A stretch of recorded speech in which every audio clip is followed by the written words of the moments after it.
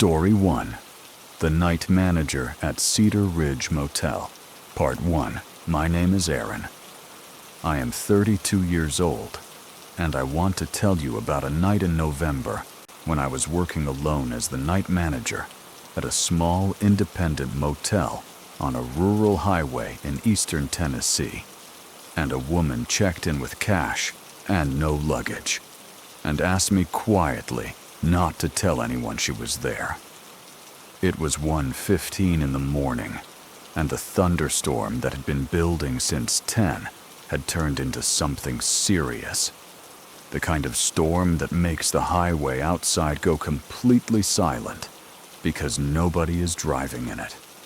I want to tell you about the moment the power went out across the entire corridor, and I heard the side door of the building being forced in the dark, and what I heard through the front desk radio a few seconds after that. If you are listening tonight, stay with me, because the detail about the push bar door is the one that still wakes me up sometimes. Part 2. Cedar Ridge was a 14-room independent motel, the kind that had been on that highway since the 70s and survived on the loyalty of truckers and the occasional family who did not want to pay chain hotel prices. My job overnight was simple. Handle late check-ins, manage the phone to a walk of the lot at 2 and 4, and be available until the day manager arrived at 7. I had been doing it for 11 months. Most nights nothing happened worth describing. That night, 6 rooms were occupied. A retired couple in room 2, a trucker in room 5 who had been there 3 nights running a family of 4, in rooms 9 and 10 with a connecting door. All quiet, all settled well before midnight. The storm had been keeping people off the highway since around 10, and by 1 in the morning, I had not seen a car pass in 40 minutes. The woman came in at 1:15. She pushed through the office door with rain on her jacket and her hair flat against her face, and she stood at the counter and asked for a room in a voice that was controlled in the specific way that tells you someone is working very hard to sound normal. "Cash," she said before I even asked. She counted it out on the counter in small bills, and when I slid the key to room 7 across to her, she picked it up and held it in both hands for a moment, like it was something she had been trying to reach for a long time. She asked me without looking up if I could please not tell anyone she was here. Not if anyone called, not if anyone came in. She said please twice. I told her I would not. She went out into the rain toward room 7, and I watched her go, and I told myself it was a relationship situation, the kind of private pain that sends people to highway motels in the middle of the night, and that it was not my place to ask questions beyond what the job required. At 1:35, a vehicle came slowly off the highway into the motel lot without its headlights on. Part 3. It was a dark-colored sedan moving at maybe 5 miles per hour, rolling into the lot. The way you roll into a lot when you do not want to announce yourself. It came to a stop in the far corner of the lot engine, still running positioned, so the front of the vehicle faced the office window directly. Not angled. Directly the way you park when you want a clear view of a specific thing. I watched it from behind the front desk. Nobody got out for 13 minutes. The engine ran and the headlights stayed off, and the rain came down over it, and I could not see through the windshield from where I was standing. At 1:48, the driver's door opened. The man was well dressed. That was the first thing I registered, which sounds like an odd first detail, but it stood out against the setting. Dark coat-collared shirt, hair neat despite the rain. He was maybe 40, calm-faced, the kind of calm that is not relaxed, but is instead very deliberately maintained. He came into the office and closed the door behind him and looked at me and smiled slightly. He did not ask for a room. He described a woman. medium height, dark hair, wearing a gray jacket. He said she was his wife and he was worried about her, and he thought she might have stopped somewhere along this highway, and he just wanted to make sure she was safe. The description matched the woman in room 7 precisely. I said I had not seen anyone matching that description tonight. He nodded. He looked past me at the key rack on the wall behind the desk. 14 hooks, one for each room. 7 of them had keys hanging. 7 did not, because 7 were occupied, including room 7, which was the 3rd hook from the left in the 2nd row. He looked at that rack for just a moment, long enough to read it, and then he looked back at me and thanked me, and went back out into the rain. He got in his car. The car did not move. Part 4. I waited 5 minutes, and then I walked down the interior corridor to room 7 and knocked. There was a pause, and then the sound of movement, and then her voice asking who it was. I said it was the front desk manager. The door opened 2 inches on the chain. She saw my face, and she took the chain off and grabbed my wrist and pulled me inside. The room was dim, just the bathroom light on. She had not turned on the main light. She had positioned herself so she could not be seen from the window. She told me his name. She told me they were not married. She told me she had been with him for 8 months, and that she had left tonight with her phone and the clothes she was wearing, and $40 she had been keeping in the lining of a jacket he did not know she owned. She pulled up her sleeve and showed me her forearm. I am not going to describe what I saw there. I am just going to tell you that I believed everything she said from that point forward without reservation. She unlocked her phone and showed me photographs. I did not look at all of them. I looked at enough to understand the shape of what she was telling me. She said there had been a woman before her, that the woman had disappeared 18 months ago, and that the missing person report had gone nowhere because there was no evidence of anything. She said she knew things that were evidence. She said she was the only person outside of him who knew where that woman was. She asked me if the man outside was still in the lot. I told her I was going to go find out, and that she should lock the door behind me and not open it again, unless she heard my voice. Part 5. I went back to the office and checked the lot camera on the desk monitor. His car was still in the far corner, still running. But the timestamp on the camera showed something I had not seen in real time. While I had been in room 7 a period of about 9 minutes, the man had gotten out of his car and walked the full perimeter of the motel building. I watched it on the playback. He moved along the back of the building, slowly trying each ground floor window in sequence, checking the frames, testing the latches. He tried 7 windows in 9 minutes, and then came back to his car and got in. He had done that while I was with her. He had known I was away from the desk. I watched him in his car on the live feed. He had his phone to his ear. I watched him talk for about 2 minutes, and then put the phone down. I switched to the highway camera, which covered the entrance to the lot, and 200 yards of highway in each direction. 11 minutes after his phone call, a second vehicle came slowly along the highway from the north and pulled onto the gravel shoulder 200 yards from the motel entrance. Its lights went off immediately. It sat there in the rain on the shoulder and did not move. 2 vehicles now. One in my lot watching my office, one on the highway watching my entrance. I picked up the desk phone and called 911. I gave the address, the situation, the description of both vehicles. The dispatcher told me units were coming from the county substation, estimated 14 minutes. She told me to stay on the line. I stayed on the line. I kept my voice low.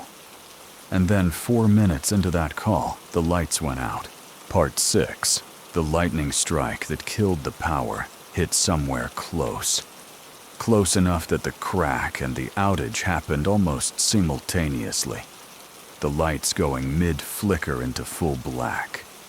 The motel had no generator. The office went dark, except for the pale glow of the emergency exit sign above the front door and the faint backlight of my phone screen. I told the dispatcher what had happened. She told me to stay where I was. I heard the side corridor door. The side corridor was a connecting passage between the office wing and the room wing, accessible from the exterior through a push-bar door on the south face of the building.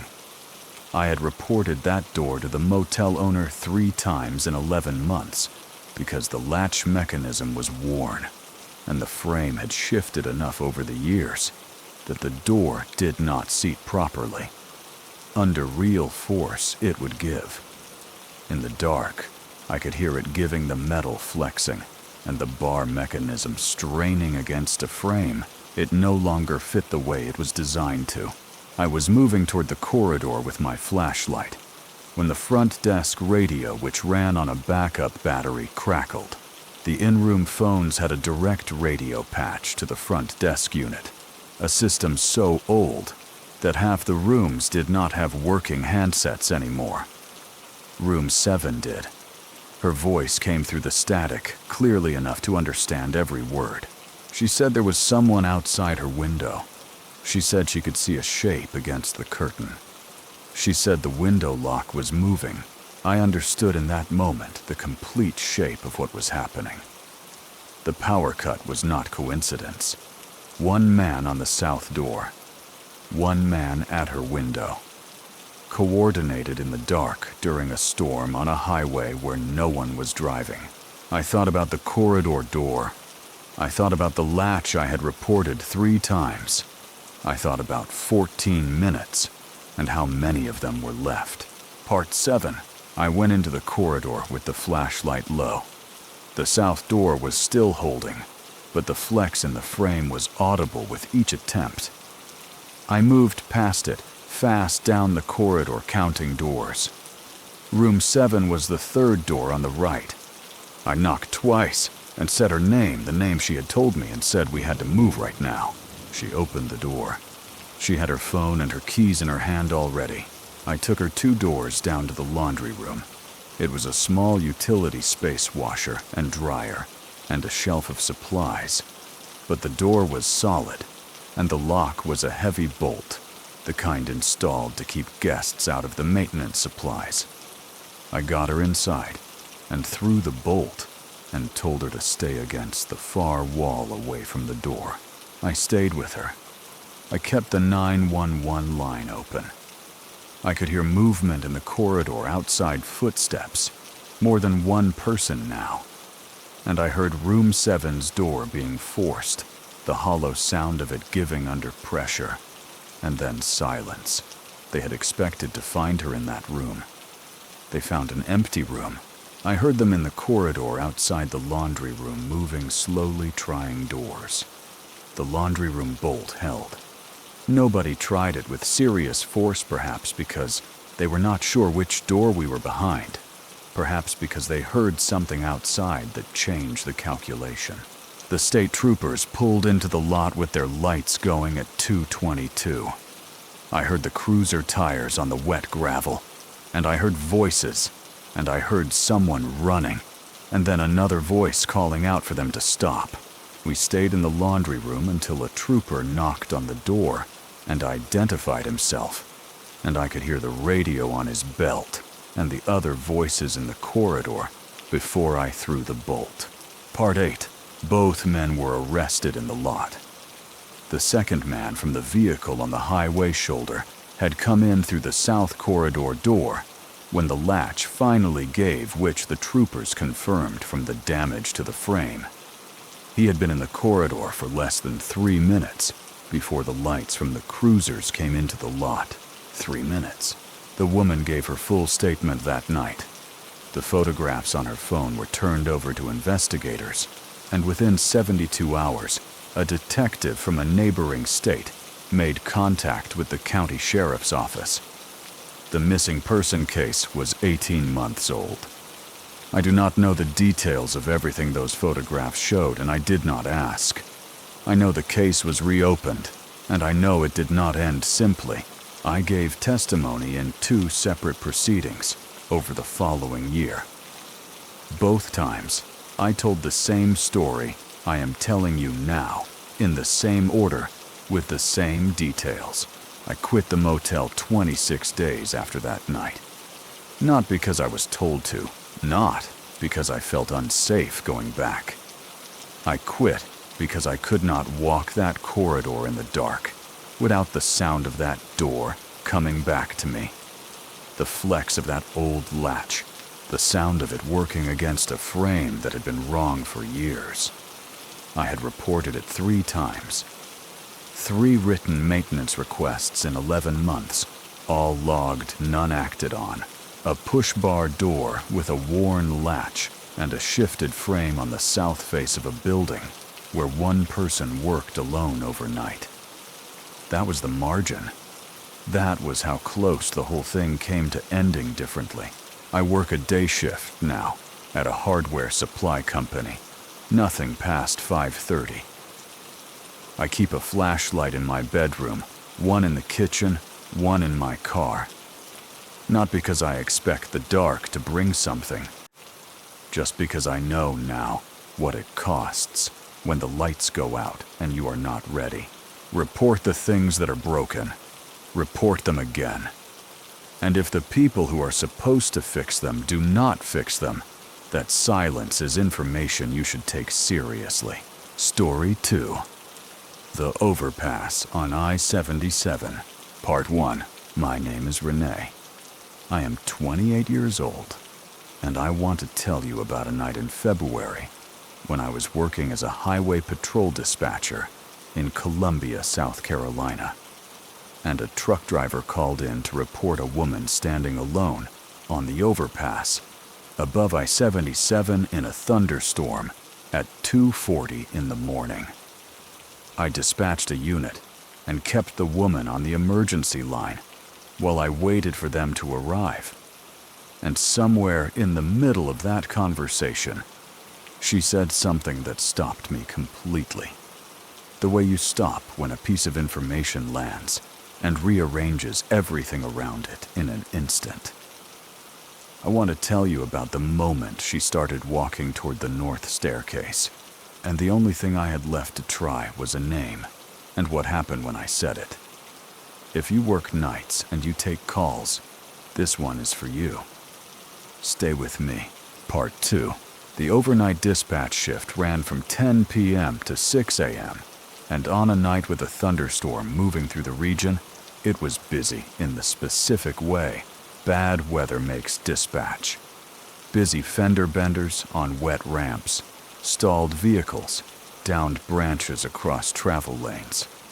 By 2 in the morning, the storm had settled into a steady, heavy phase, the kind that does not vary much, just presses down on everything at once.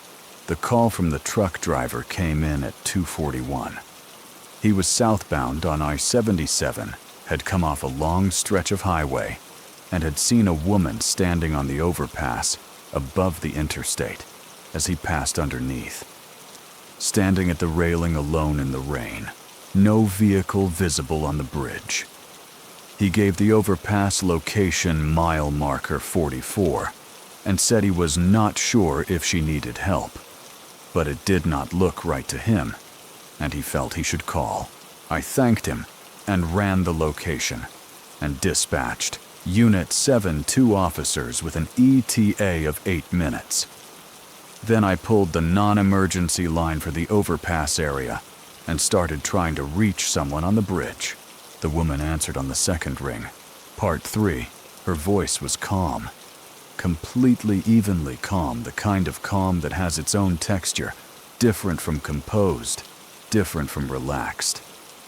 She said hello the way you say hello when you have been expecting a call. I introduced myself, told her I was with the Highway Patrol Dispatch Center, and that I had received a report of someone on the overpass, and I was just calling to make sure she was all right.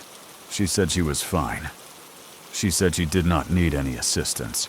I asked her if her vehicle had broken down and if she needed roadside help. She said she did not have a vehicle on the bridge.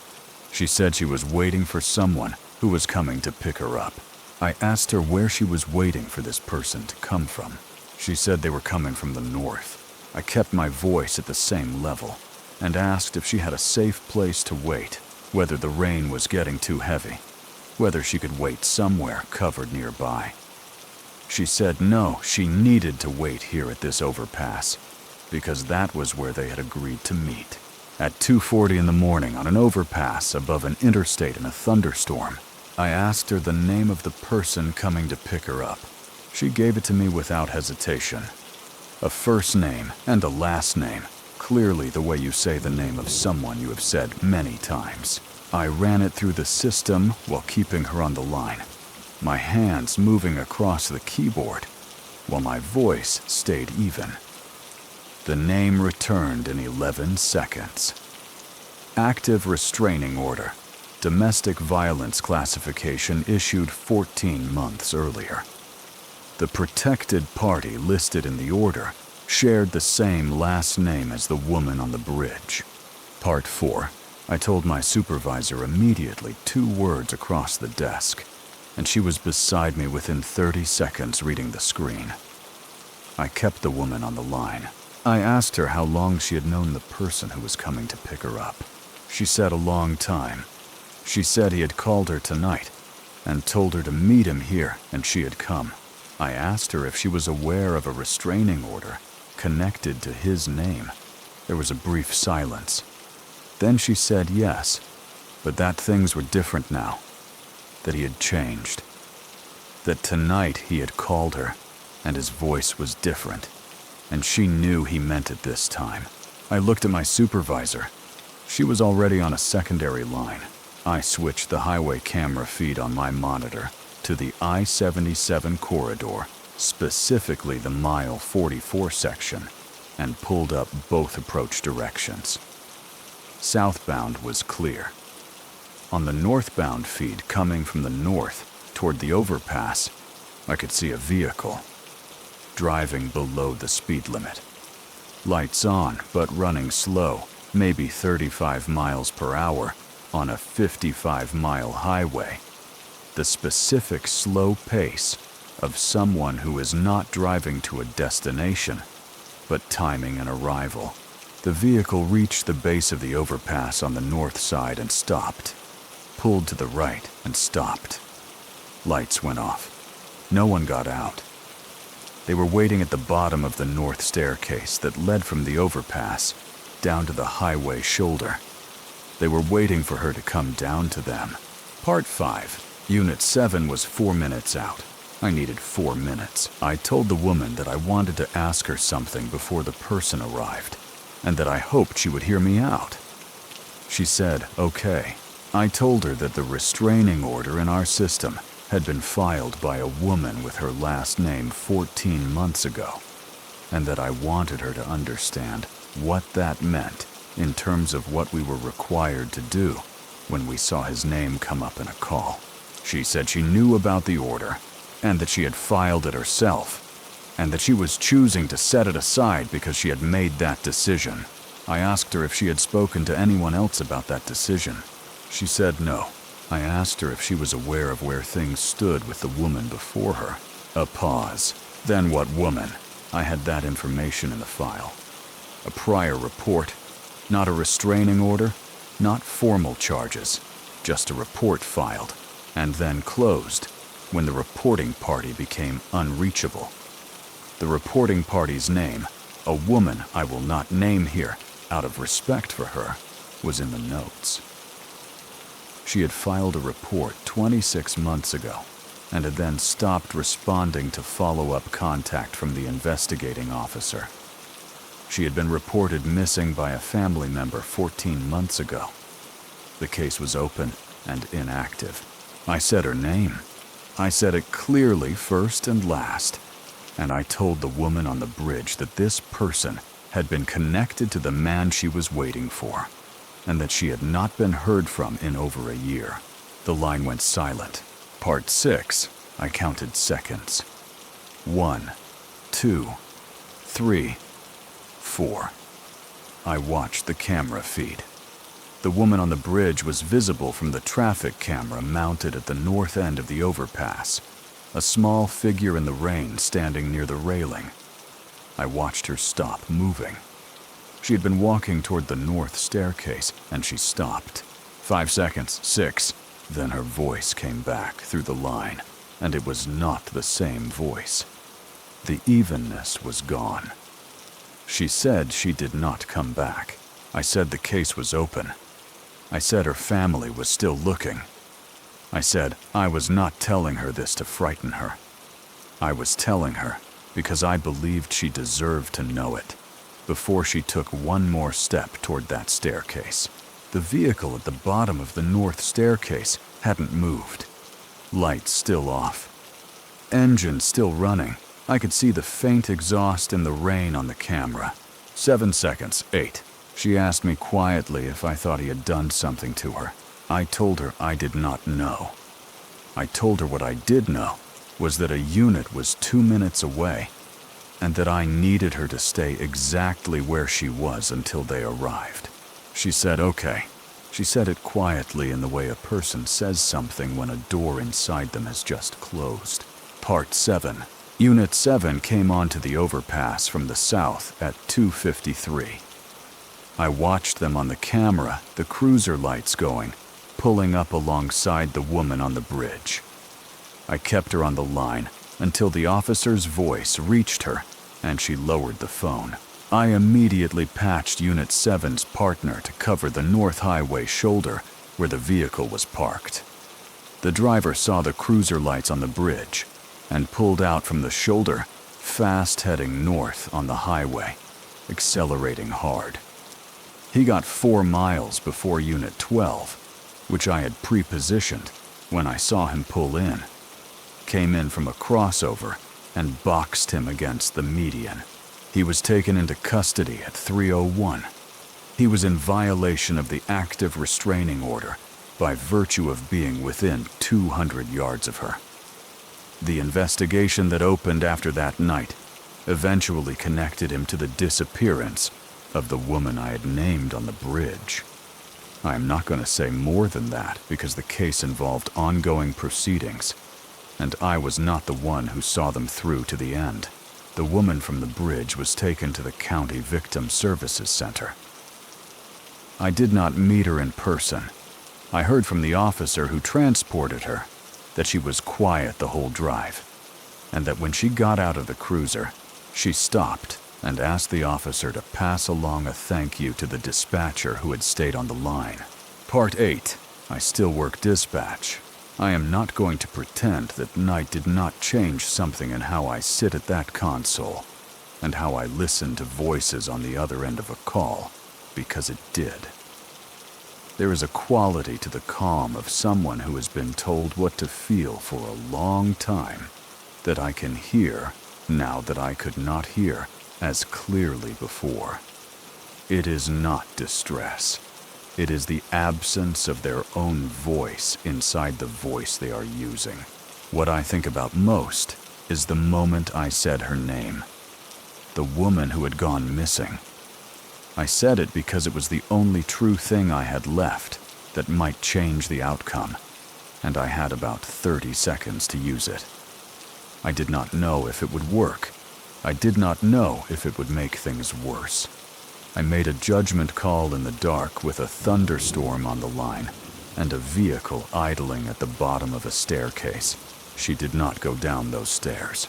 That is the thing I come back to when the shift gets long and the calls stack up and the weather is bad and I am tired. She did not go down those stairs. Sometimes the line between one outcome and another is a name said at the right moment in the right silence.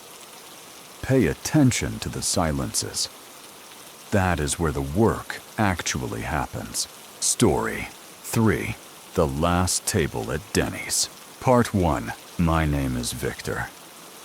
I am 26 years old, and I want to tell you about a Tuesday night in September when I was working the overnight shift at a Denny's on the outskirts of Nashville, Tennessee. And I realized that the man who had been sitting at the last table since 1 in the morning was not watching the parking lot. He was watching my coworker's car. It was 3:20 in the morning, thunderstorm overhead, the restaurant nearly empty, and I'd been refilling this man's coffee every 45 minutes for over 2 hours before the specific detail of which car he kept looking at clicked into place and changed the entire picture. Stay with me, because the part about what was in his car is the part that made the whole thing land differently for everyone involved. Part 2. The overnight shift at that Denny's ran from 11 p.m. to 7 a.m., and on a weeknight in a thunderstorm, it was quiet in the way those shifts are quiet. A table or two at any given time. The kitchen running at low capacity, the parking lot mostly empty. I had been working that shift for 7 months. My coworker Maya had been there for over a year longer than me, and she worked the kitchen on overnight 4 days a week. We were the 2-person crew on slow nights. Me on the floor and at the register. Her running the kitchen, the manager on call by phone if anything went sideways. The man had come in at 1 in the morning. He sat at the last table in the far corner, the one with the best view of the front windows and the parking lot beyond. He ordered coffee and a side of toast, and he ate the toast, and he sat with the coffee. That was not unusual. Denny's at 1 in the morning attracts people who need somewhere warm to sit for a while and do not want to explain themselves, and I had no reason to look at him any differently than I looked at anyone else in that situation. I refilled his coffee at 1:45, at 2:30, at 3:15. Each time he was in the same position upright, both hands around the cup, looking out the window. Not at his phone, not at the room. Out the window, at the parking lot. At 3:20, I was clearing a table near the front, and I looked out the window to check the weather, and I followed his sight line by accident, and I saw what he was looking at. Maya's car was a white Honda Civic, with a parking sticker from the community college she attended in the mornings on the rear window. It was parked in the second row, third space from the left, under the light that flickered. He was not looking at the parking lot generally.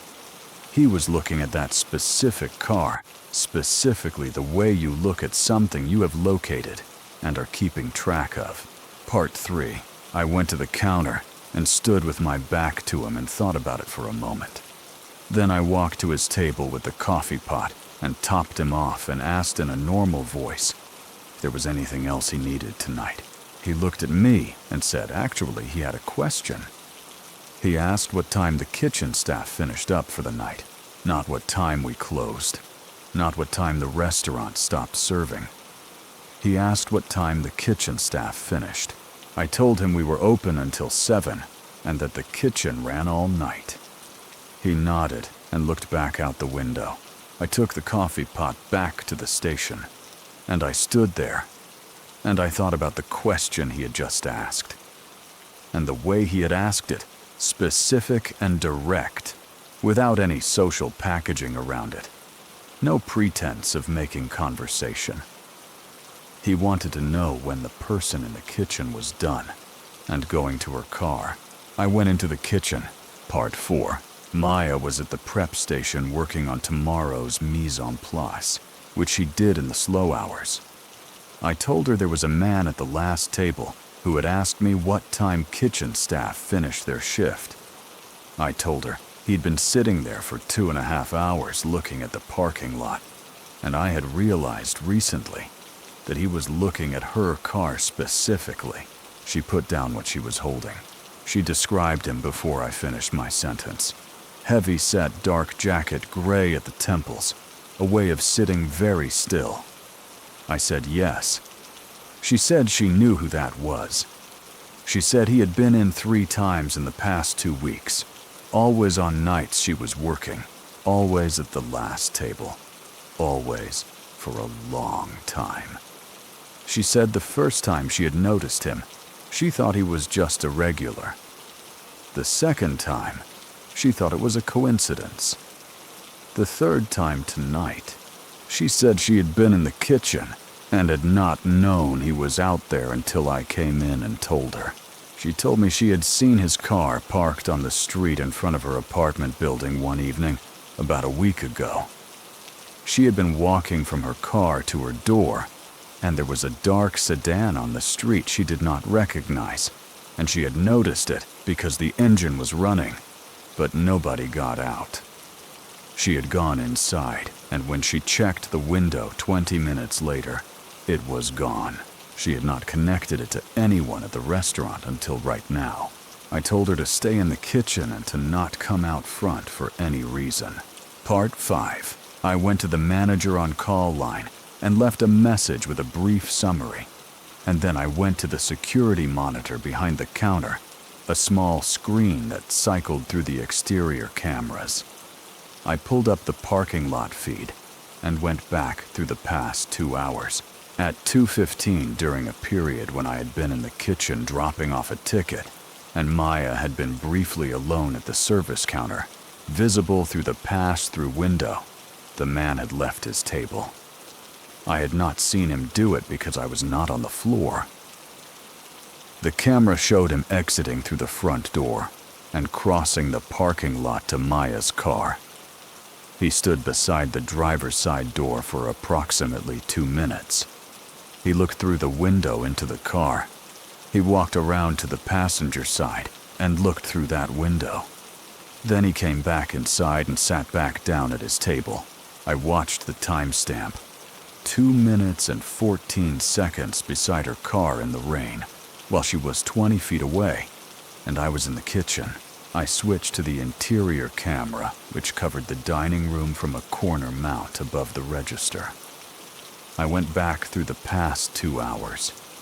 He had checked the clock on the wall, a large standard diner clock above the coffee station at regular intervals. I went through the footage and timed the intervals. Every 15 minutes, almost exactly, he looked at the clock. He was not waiting for a ride or waiting out the rain. He was timing something. He was tracking when she would be done. Part 6. At 4:30, I began the closing routine for the front of house, which involved informing any remaining guests that the dining room was closing to new customers. The man was the only person in the room. I went to his table and told him we were closing up and thanked him for coming in. He stood, pulled out his wallet, left cash on the table, including a standard tip, and walked to the front door without any change in expression or behavior. Normal, easy, the way someone leaves when they have decided to leave.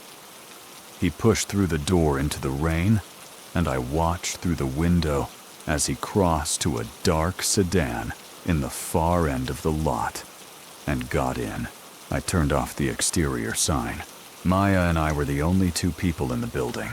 At 4:41, the buzzer on the rear staff exit sounded. The rear exit was a door at the back of the kitchen that opened to the staff parking area at the back of the building. It was used by employees arriving and leaving, and by delivery drivers between 5 and 9 a.m. No deliveries were scheduled for this hour. Nobody else was on shift. I went to the kitchen and looked at the camera monitor mounted above the rear door. The feed was a single camera aimed at the back parking area and the door. He was standing directly outside the rear exit in the narrow covered area, between the door and the parking lot facing the door. He had something in his right hand held low at his side. The rain and the camera angle and the darkness behind the covered area made it hard to identify clearly. But it was not a phone, and it was not keys. He had driven around the building. He had found the staff exit. He had known there was one. Part 7. I did not touch the buzzer. I turned to Maya and I told her to move to the dry storage room at the far end of the kitchen and to close the door and not come out until I told her. She did not argue. She went. I called 911.